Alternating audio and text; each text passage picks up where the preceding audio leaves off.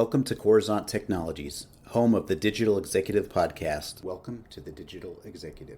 Today's guest is Jeff Pelaccio. Jeff Pelaccio has more than 30 years of experience as a marketing, sales, operations, IT, and customer relationships leader. He has developed marketing and sales strategy for Fortune 500 corporations such as Bayer, Sprint, Capital One, and Boehringer Ingelheim, as well as small to mid-sized companies, agencies such as Strategic One, Navient, and TeleQuest. A well-respected leader and mentor, Jeff excels at building and motivating teams to meet and exceed business goals. His current entrepreneurial project is developing his first live online course that will help college graduates land great jobs. It will launch in January of 2021.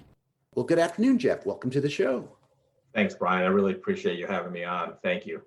You bet, Jeff. I'm pretty excited. And, it's really cool, Jeff, is I've done a lot of podcasts internationally. Probably a good 20-25% of mine are overseas. But what's cool is I get to do one in Kansas City again. I've got quite a few here in Kansas City I've done. And so welcome and thanks again for jumping on. We're going to jump right into the questions. Looking at your background, you've got quite the career in entrepreneurship, leadership, marketing, advertising. You're a board member. Could you share with our audience the secret to your career growth and what inspires you? Yeah, well, I'm not sure there's secrets out there, but I would say what led me to where I'm at today in my career, I think a couple things. One, I love to learn, so I'm a continuous learner. And I think the mistake a lot of people make after college is they figure, oh, I'm done, I don't have to go to class anymore. And really the learning just begins because, as you know, there's so many different things that you have to do to be successful. So I think it's that. I think it's you have to be curious. I think a naturally curious person. The bottom of it from a leadership perspective, you have to make sure you care about people, both professionally and personally. And I think that's very important also. So I think it's a lot, it's a lot of those things to be able to learn and put the time in. There's that 10,000 hour, I think it's Malcolm Gladwell came up with that in one of his books. But, whether that's true or not, it's probably a lot of it. Get deep into a topic to be an expert on. I mean, obviously it takes time, takes research, takes trying it and learning from your mistakes and making the next iteration or project better. Like what inspires me? I played a lot of sports when I was younger, 3 traditional American U.S. sports, I guess, football, basketball, baseball. But I was always inspired by greatness. So because I love sports, I dug into the history of the NFL, the Major League Baseball, basketball, the NBA, and just, I love the stories of the early NFL and studied them. And I knew every stat. I'm a data guy at the end of the day, that I'm going to build regression models, but I love using data, to drive and create strategies that increase sales and marketing ROI. I was big on my own stats growing up, baseball, what's my batting average, what was my pass completion average, all those good things, what percent did I shoot from the field in basketball. So I think, the greatness, always fascinated me. And I grew up in New York, and I was a Knicks fan. Hated rivalry was the Bulls in the 90s, but I still, while I rooted for the Knicks to win, I was so intrigued by the greatness of the Bulls. And, I read the book called Playing for Keeps about Michael Jordan's not only influence on the NBA, but influence on the world and economics. And that came to light a little bit if you saw The Last Dance on ESPN, that 6-7 part series on the last season of the Bulls. So I think that's inspired me a lot, just greatness, continuous improvement, becoming the best version of myself.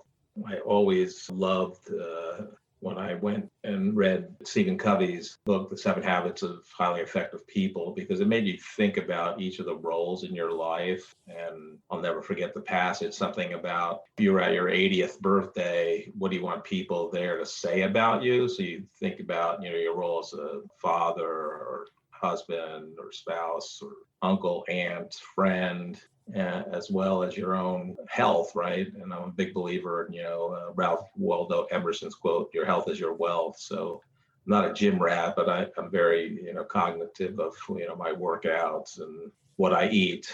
Only 80% of the time, because I think you have to enjoy life. So the other 20, 25% It's I'll eat whatever I want. That's why one of my headlines on LinkedIn is a fitness foodie, because I figure I love food, but I love health also. But you have to strike some balance. No, I appreciate you sharing that. Absolutely. You have to have balance in your life, and that goes all around. So I appreciate you sharing. And as you know, everybody globally has had to make some major shifts here recently at this pandemic, the new normal. Could you share with us what you're doing to help your organization stay relevant in this economy? So I just left United Way. I was there during the pandemic and when we started working from home. And while most companies were trying to figure out in March and April the whole work from home thing, and we had a work from home policy, so some people work from home at the time. But I honestly, United Way Greater Kansas City joined forces with Greater Kansas City Community Foundation, Mark, and LISC in Kansas City, those four not-for-profits, and set a goal of raising $10 million for regional COVID relief efforts. So I got involved in that immediately. And on April 16th of this year, we had, with all the TV and radio broadcast partners in Kansas City, had this one Kansas City Day of Giving. So the goal for that fund overall was $10 million. And that day we raised $1 million from individual donations that came through the United Way e-commerce platform that I managed. And it was like I started my day about 5:30 in the morning and ended at 10 o'clock at night, because at 9:45 I had to send an email to all the broadcast partners, so all the news anchors that are on the 10 o'clock news and radio personalities and things like that, people like that. About 40 people on the list with how much we collected that day. So we individual donations came in at $1 million, and then the Hall and Sunderland foundations did a $500,000 match each. So we raised $2 million that day. So it was really one of the career highlights, and kind of appropriate that, I always said it was like being at mission use and control during an Apollo mission, because it was just constant, text messages and emails and, different platforms that were keeping up to date with what was going on and seeing where the donations were, and even set up a phone bank to take people that didn't want to go on a website or text to give and things like that. So it seems appropriate with Chuck Yeager, unfortunately passing yesterday, that the analogy was like it was at an Apollo mission and use and control. So I think that was a career highlight. And, that was, so I couldn't really think about the pandemic because we were so busy. I think part of it, how organizations stay relevant, is, and I think United Way did a good job of this, but you just think about what you had people that had to work from home, and to stay relevant as an organization, you really have to make sure the employees are taken care of. So just everything somebody had to go through, and depending on stage of life of an employee, but you're navigating internet issues, you're homeschooling, so you have a spouse and you and your children that are homeschooled, or kids that are not in school, their daycare closed, so you're trying to work. We were on many conference calls with some of my colleagues that just had babies, so they'd be on the conference call with a baby in their lap. And your house now becomes a gym as well as an office, as well as a place you live, so it was just had to understand that people were going through it in various different ways. Obviously, no one had seen anything like this. I think it was important. I think United Way did a good job of making sure they stayed relevant by, making sure the employees were taken care of, and, they allowed flexibility. And I think what a lot of companies saw, and even our CEO, Brent Stewart, said, he wasn't a big believer of work at home, but in an all company meeting, he admitted that he was surprised, and he thought he was actually more productive at home. So I think you'll see, obviously, a changing landscape and kind of what commercial real estate looks like in the future. Thank you for sharing. I think that's super important. And I love the story about how communities did come together and come up and target a goal and do very well on that very exciting day, and how people are shifting. And that's what I talk about a lot on this podcast, Jeff, is people that have really innovated in the last 7 to 8 months. So thank you for sharing again. And Jeff, I'd like to ask this question from a technology standpoint. Are you leveraging any newer emerging technologies within your space? And if you're not, is there maybe a cool app that you found useful and maybe you can share with us? One of the kind of the cool things from a new and emerging technology space was, and it would only apply to your people that are interested and work for not-for-profits, I think, but it could apply to actually corporate people that are head of the corporate social responsibility efforts at their companies. We work with Salesforce. They developed a product called Salesforce Philanthropy Cloud, so SPC for short. And it was a way for companies to donate to, basically any not-for-profit. So that was kind of a cool thing we did with Salesforce. A technology I didn't use, and I think you may have talked to them also, Pipestream. I'm very interested in the AI space and improving the customer experience. So that, talking to them, looking at their technology was great. I think from an app perspective, it's always interesting. So I actually counted how many apps I had on my phone and then did a little research because when the first kind of laptops came out in the early 90s, give or take, I always was intrigued by, the always on environment, right? And that was the early days where you could work from home and bring your PC home and things like that. But I remember a quote at that time that says, don't let technology manage you. Make sure you manage technology, meaning you can turn it off.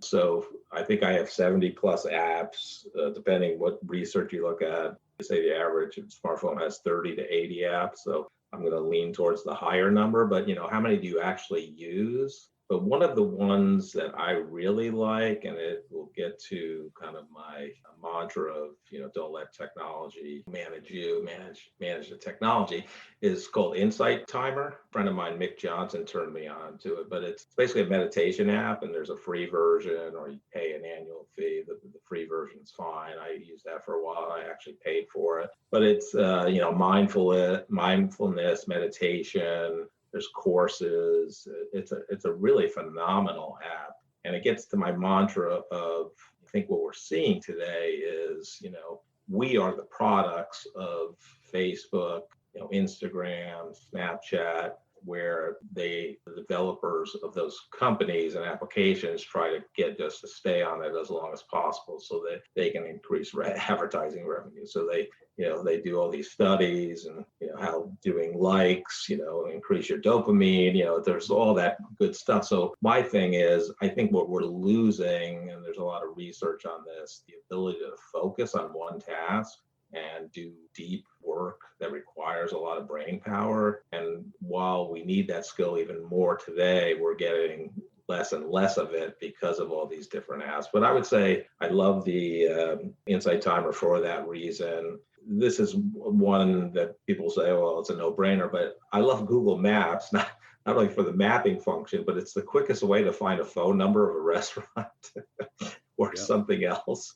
It just comes, and then you have a call button there. So I use that for that reason too. Thank you for sharing that, Jeff. I do appreciate it. And Jeff, this is the big question. The big question. Yeah, well, our audience wants to know more about Jeff Pelaccio. So could you share something from your career experience that would be helpful for those looking to grow their career in leadership?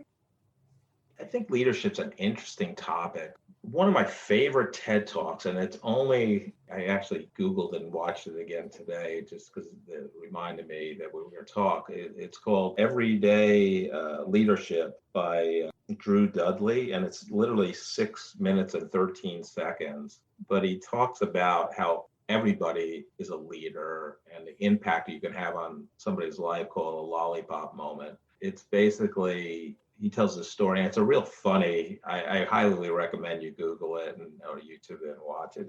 It's very funny and poignant, and it makes a great point that all of us impact every day each other's lives, whether we know it or not. So I think from what I've learned and what I can share, I think you need to care about people, both professionally and personally. Try to help as many people as you can. I love the Zig Ziglar quote. You can have everything in life you want if you will just keep helping other people get what they want.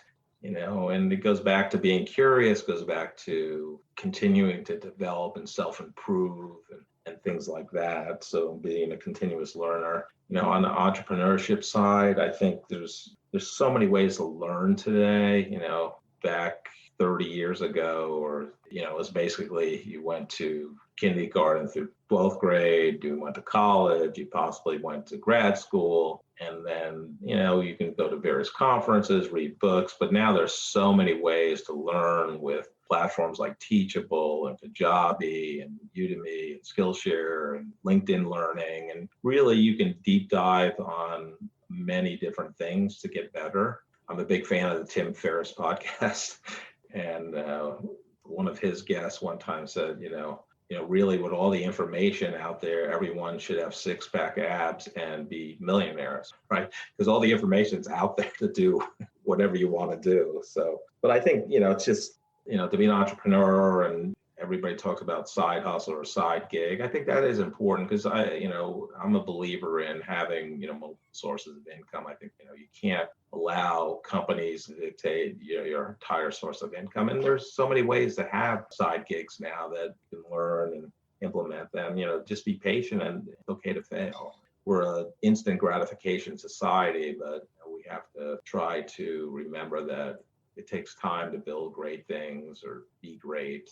Our society is, going less and less the other way. How many likes do I have on my Instagram post, competing against others? And you can't worry about what others do. You have to just grow yourself and be yourself.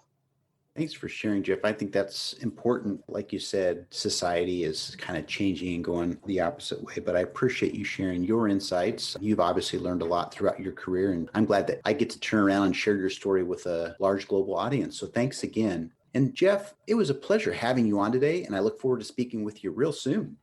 Yeah, thanks again, Brian. I really appreciate the opportunity. Bye for now.